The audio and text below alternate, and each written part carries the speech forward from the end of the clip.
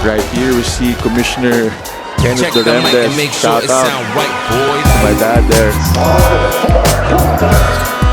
There you go, start of the fourth quarter here. We are underway in the fourth. Sidef Tupas with Andre Hernandez and Lyra Punsalan. Check out the quarter scoring, Andre. Definitely a third quarter to remember here for Batangas. For first two quarters, the first half, we've seen lamang talaga yung Zamboanga, pero in that third quarter, through Levy Hernandez, they really stormed back into this ball game, making a one-possession ball game to start the fourth quarter. But James Una scores on the first possession for Zamboanga. Philip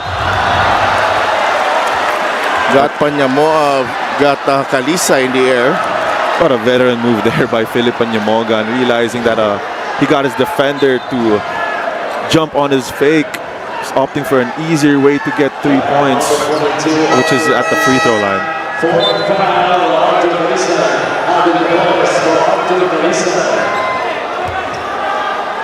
And Kalisay goes back to the bench. And Panyamogan is at the line. 12 more free throws for Batangas. 18 of 25, make that 19 for 26. Definitely a better free throw shooting display here for Batangas in comparison to game 2. Panyamogan. These free throws could be big para sa kanya. Ay, syempre, streaky din to from beyond the arc. And as a streaky shooter, you really need to see the ball go inside through the hoop. So definitely those 3 free throws are going to help him, especially his shooting. Knockout game here for the last semifinal spot in the South Division. 2 points ang lamang ng Zamboanga.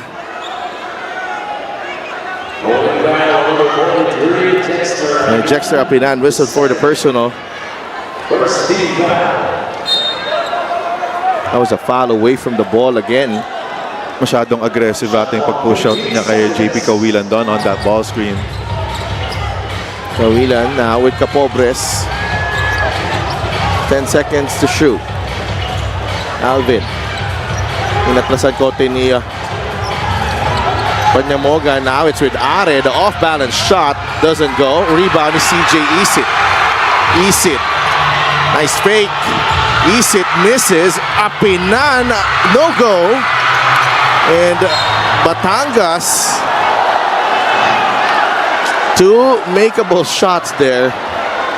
That's gotta Not hurt. going in for Batangas. That's gonna hurt. You have a chance there to tie the ball game on 3 different tries, missing all 3. Pero syempre matagal pa yung laro. Kaya, 3 early fouls here by Batangas. And that's big, especially in a close game like this in the fourth quarter. No. Already with 3 team fouls. With 1 minute and 18 gone by here in the fourth quarter. 16 seconds. Gabat will inbound. Now with Kawilan. Capobres. Offensive foul. Alam mo kung foul na naman ng Batangas na yun. Ano, baka magwala yung mga tao. Oo, magre-reklamo na yung mga tao niyan. Well, si Coach Cholo pala naman yung nagre-reklamo. So okay pa tayo. And Baloria is down on the floor and they might check if this could be an unsportsmanlike. I don't think so. Yeah, hindi lang niya nakita yung si James Una doon. Kaya siguro tumama yung mukha niya as he's holding his right side of his face there. And James Una is not that tight as well.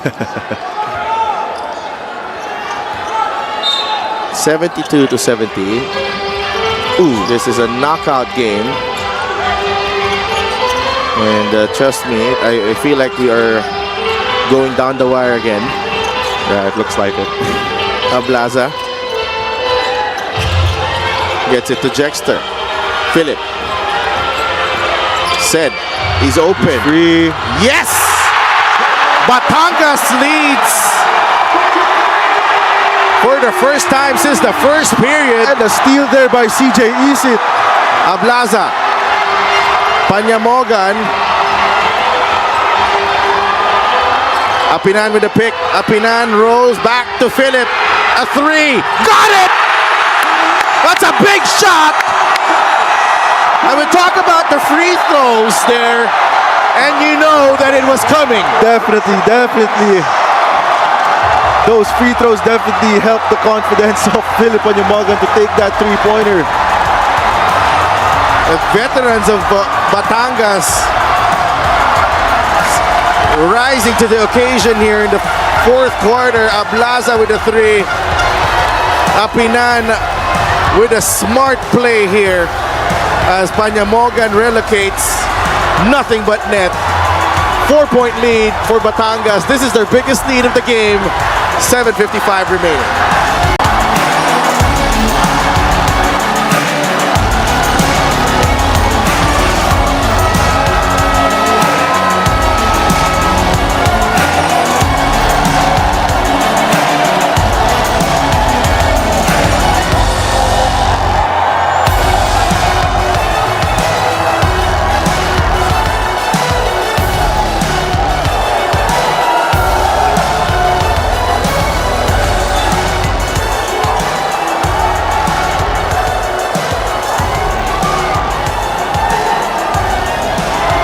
Said Ablaza,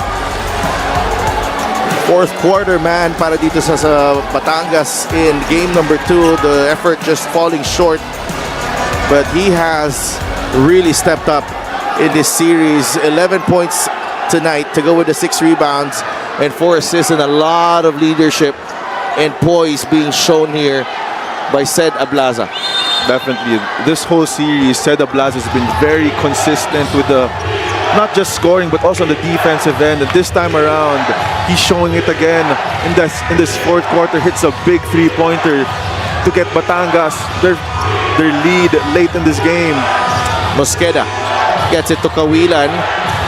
No advantage for Zamboanga. Gabat. Ooh, whistle, foul. Isip. And this play by the lineup, the 5 right now that Batangas has on the floor, is giving a lot of time for Levy Hernandez to rest up and be ready and more recharged when he gets back on that court. An absolutely great point there, partner. Nakita natin doon. Batangas was getting beat off the bounce kanina. And eto na. Maybe the law of averages catching up on, Paul Turco. Never mind. With a magic shot off the glass. It's a huge shot there by Paul Turco. Ang hihirap ng tinitira kanina ng Zamboanga. Oh. There's a degree of difficulty na alam natin na ba? That could be deflating, and Batangas now over the limit with 7 minutes remaining. And even if they have the lead here with 7 minutes remaining, Hirap i-maintain because they're already in penalty. Assist of the game is powered by 747 Live. Dito ka sa legit. that's huge. They're in the penalty now.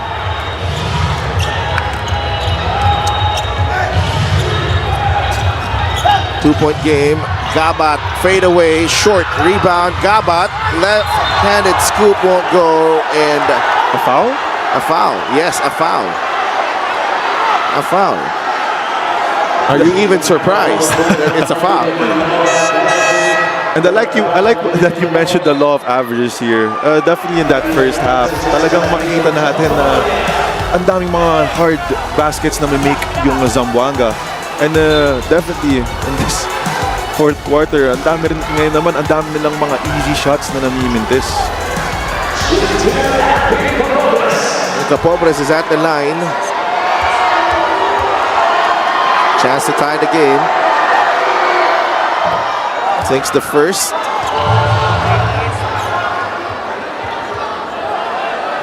So 1-point game. Mga nag-i-enjoy sa coverage natin. Boss Kaiser Galvez of Muntinlupa. Laging may trophy sa kanyang mga Facebook post. We're tied at 76.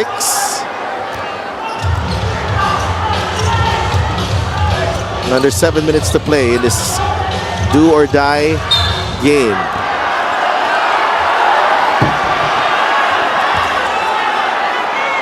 Number 18, Mpbl is first. 13 foul. 6:40 to play. Shot clock 14 seconds. 13 foul for Zamboanga, so malapit na rin sila mag-penalty dito. Panyamogan picks up his dribble. Apinan, Ablaza, Good Turco. defense there. No call there on that one, pero bola ngayon ng Zamboanga. That's a good stop there. What a strip there by JP Kawilan on Cedric Ablaza. Now they have a chance to take back the lead here. Mosqueda for 3. That doesn't work. Rebound, Ablaza. You have to remember, itong Zamboanga started out 9 of 17 from beyond the arc.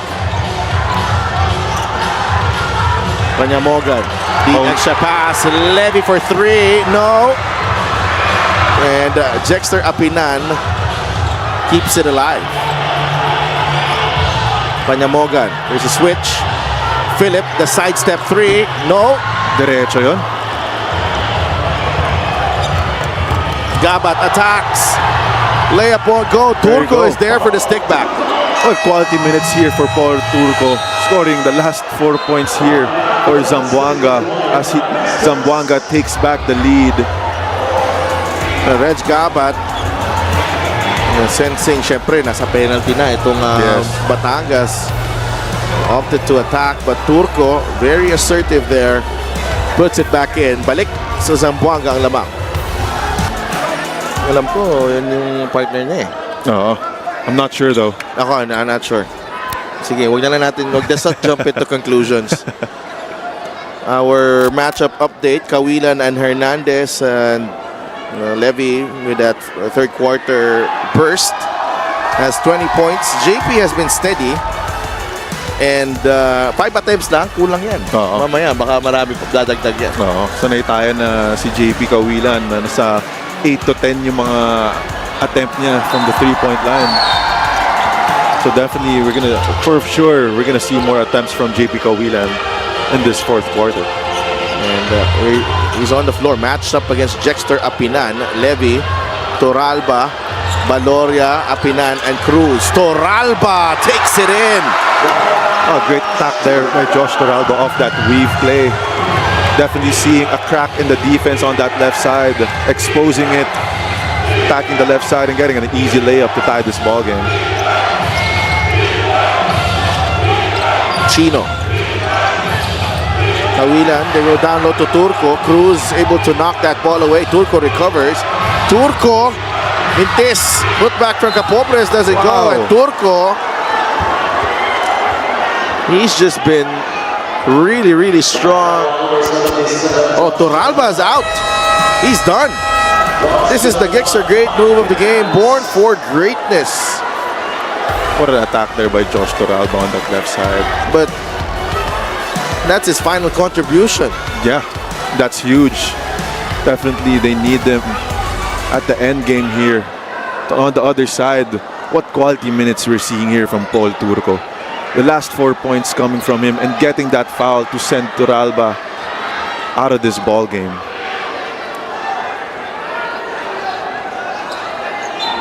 Hindi makapaniwala si Coach Cholo. And Philip has to come back now.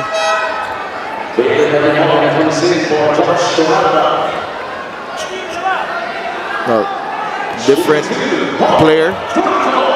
Philip Panyamogan.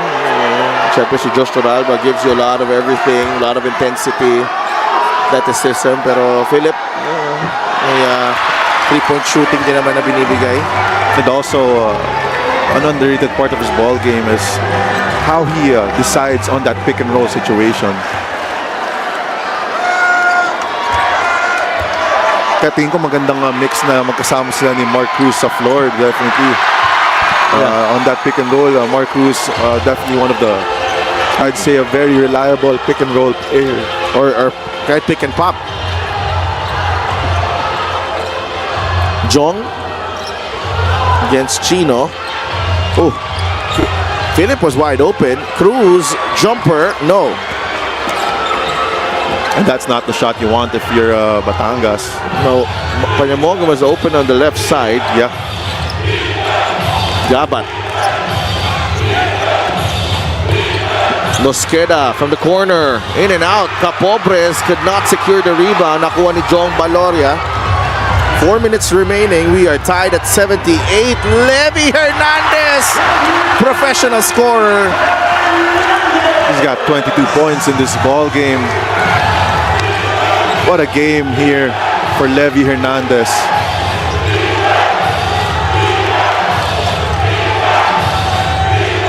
If Batangas ends up with the win here, what a great legacy game here for Levy Hernandez, especially with that third quarter he had. Oh, Capobres with a back shot. Wow. That goes in.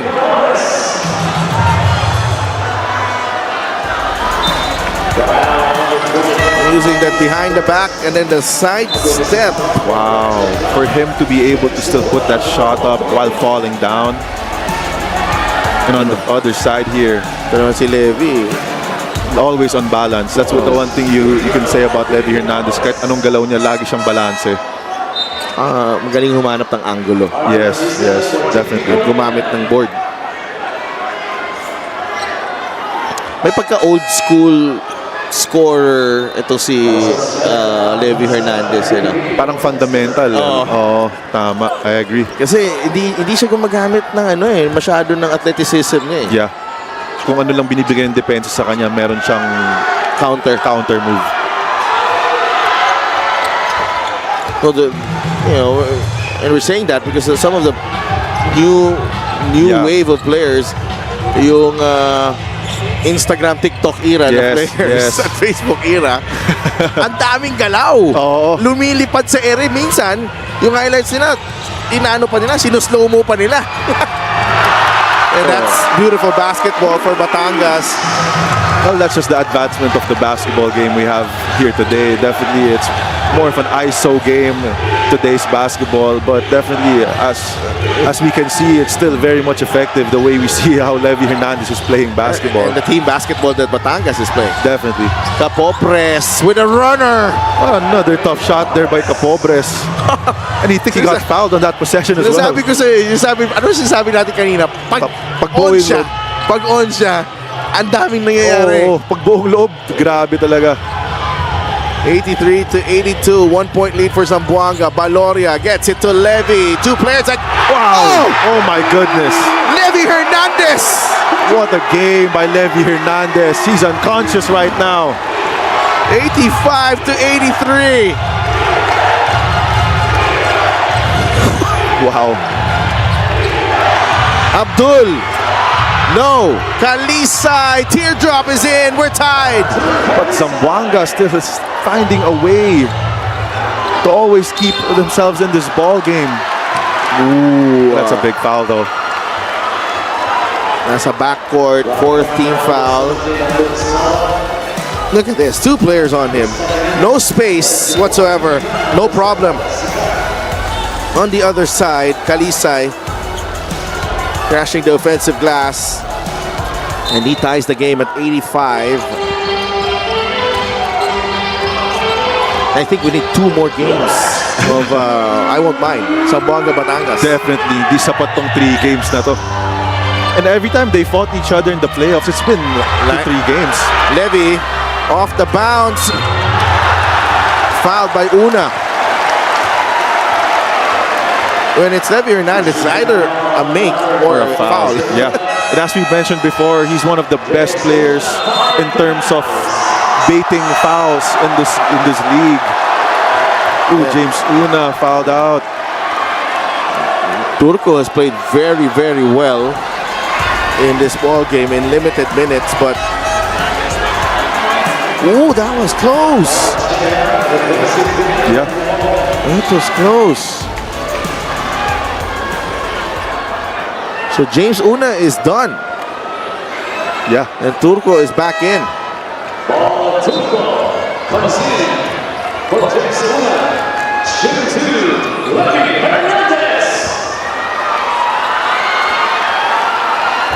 Hernandez at the line. A big second half for Levy Hernandez. Ooh. Left that one short.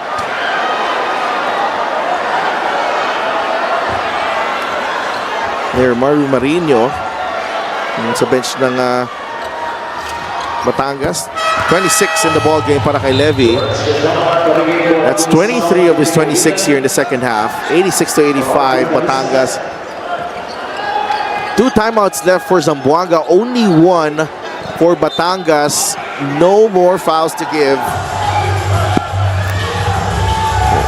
Going down the wire again here in the Mpbl playoffs. 86-85. Zamboanga down by 1. Nasa kanila yung bola. Reg Gabat. Bigay kay Kawilan. Back to Reg. He'll fire. No. Ablaza with a rebound. Takes it down. Ochea is wide open. Opting to slow down. That's very smart by Don Ochea there. No need to rush. You're in the lead. 8 seconds on the shot clock. Baloria for 3. Oh! Off the glass and in! Jong Baloria! Wow! I am speechless right now. What is going on this side of the rim? There's a half-court shot. 9 triples in the first half for Zamboanga. And then this. Jong Baloria sizing up Reg Gabat and banks in the 3 from way downtown. That's also the same spot where Rex Gabat hit a off the glass 3-pointer. It's a 4-point lead. The battle-tested veterans of Batangas coming alive here. 4-2. Labas. Okay. Pick tayo kay Kapo. Okay. Pag pick, ball, lalabas si ano. Yes. I-screen kayo kay Kapo para sa lampas. Pag wala. Kung sino na kawilan, pressure natin. Wala. Sa middle ball screen. Ang ginagawa nila ganito, roll, replace, rotate, ha? Kapo! Execute!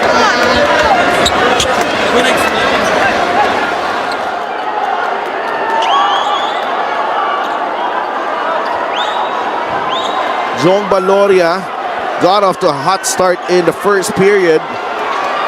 He's put together 18 points, 4 rebounds, and 5 assists. An impressive stat line.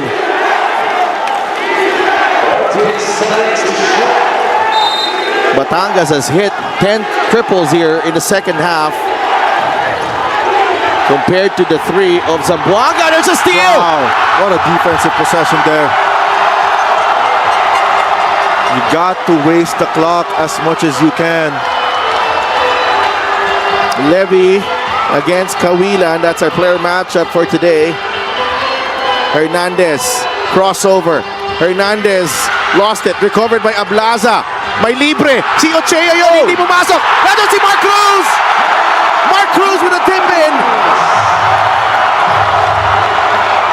Gabat for 3. In and out. And that might have won Batangas the game.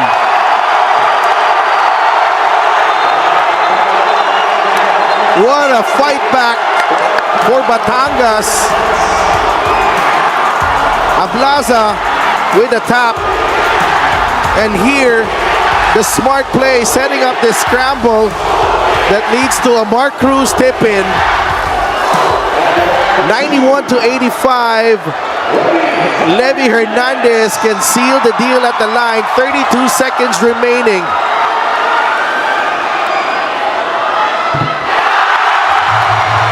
And what better way to seal this ball game by making 2 free throws if you're Levy Hernandez.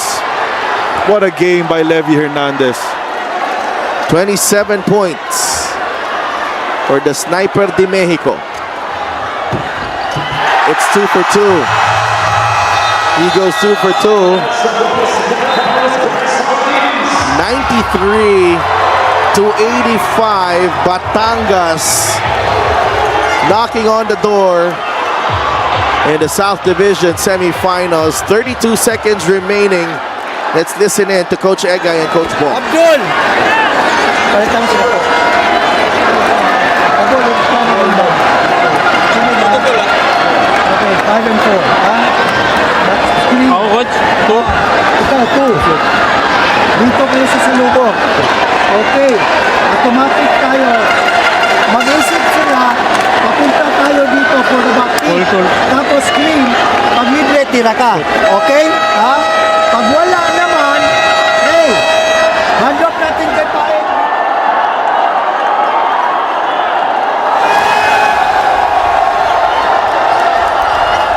This is what the Mpbl is all about. Home crowd enjoying the action on the floor. What a game from Levi Hernandez. Batangas on the verge of completing this incredible comeback in Game 3. And they will foul Levi Hernandez, a chance to hike his output. And finally, Coach Cholo smiles with... He knows what he's doing every time he puts O'Neal Arim in. Yes, definitely. Levi Hernandez. He has a chance to score 30 points in this ball game here. 27 in the second half, you mean? 26 now. Wow. And the three-point shooting, which was the weapon of Zamboanga in the first half. Right now, in the second half, 10 of 15 itong Batangas, 3 of 12 ang Zamboanga. So, they just flipped the script here. Definitely a 180-degree turn there. This is I think, I didn't see a Paeng Are here in the second half. I didn't see a lot of him. Also, a Mike Are, who was shooting very well in that first half. You didn't see him in the whole fourth quarter here.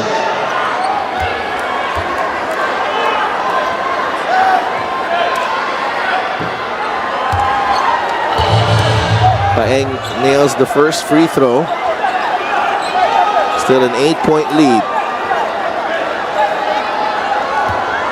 Paeng Are only 10 minutes in this ball game. Mike Are only 8 minutes. But both have combined for 18 points. That's what I'm saying.